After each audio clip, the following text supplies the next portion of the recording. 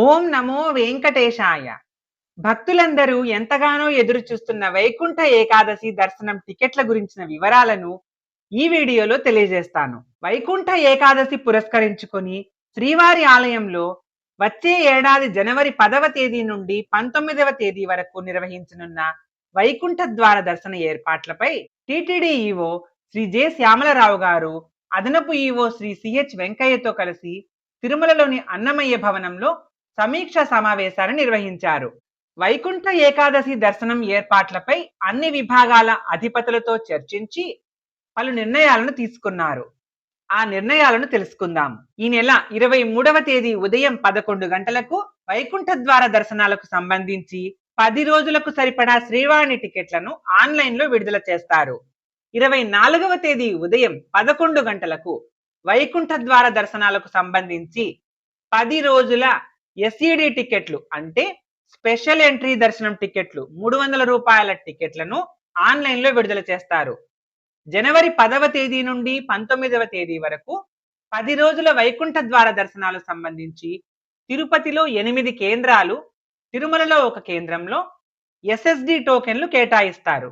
అంటే స్లాటెడ్ సర్వదర్శనం టికెట్లు. తిరుపతిలో ఎంఆర్పల్లి, జీవకోన, రామానాయుడు స్కూల్, రామచంద్ర పుష్కరిణి, ఇందిరా మైదానం, శ్రీనివాసం, విష్ణు నివాసం, భూదేవి కాంప్లెక్స్, తిరుమలలోని కౌస్తుభం విశ్రాంతి భవనంలో వైకుంఠ ఏకాదశి దర్శనానికి సంబంధించిన టికెట్లను కేటాయిస్తారు. టోకెన్ జారీ కేంద్రాల వద్ద భక్తులకు అవసరమైన సౌకర్యాలను ఏర్పాటు చేయాలని ఆదేశించారు. టోకెన్లు, టికెట్లు ఉన్న భక్తులకు మాత్రమే దర్శనాలకు అనుమతి.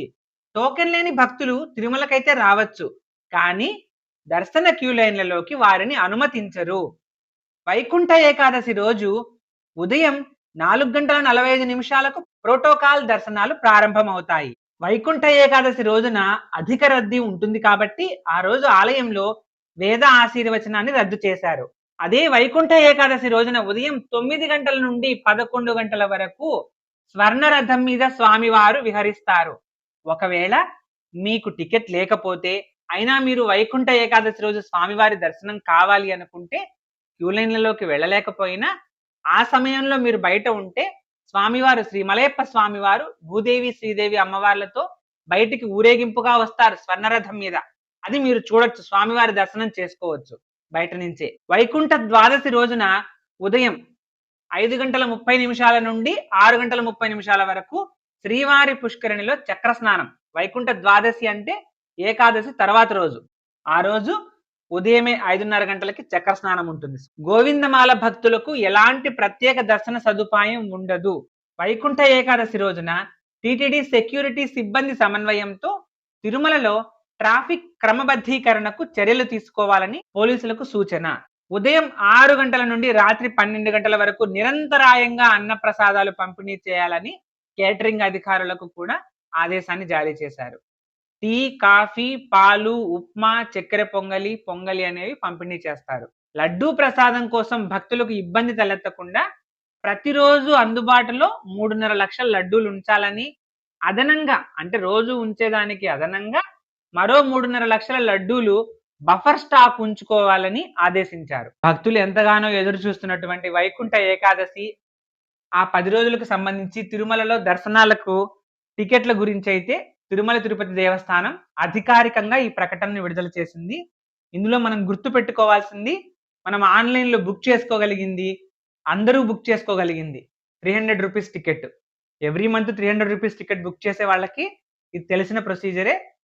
24వ తేదీ ఉదయం 11 గంటలకి వైకుంఠ ద్వార దర్శనానికి సంబంధించి టికెట్ బుక్ చేసుకోవడానికి ట్రై చేయండి.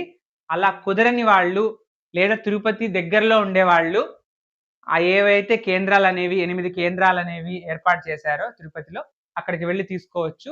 లేదా తిరుమలలో తీసుకోవాలనుకునే వాళ్ళు కౌస్తుభం భవనానికి వెళ్ళి తీసుకోవచ్చు.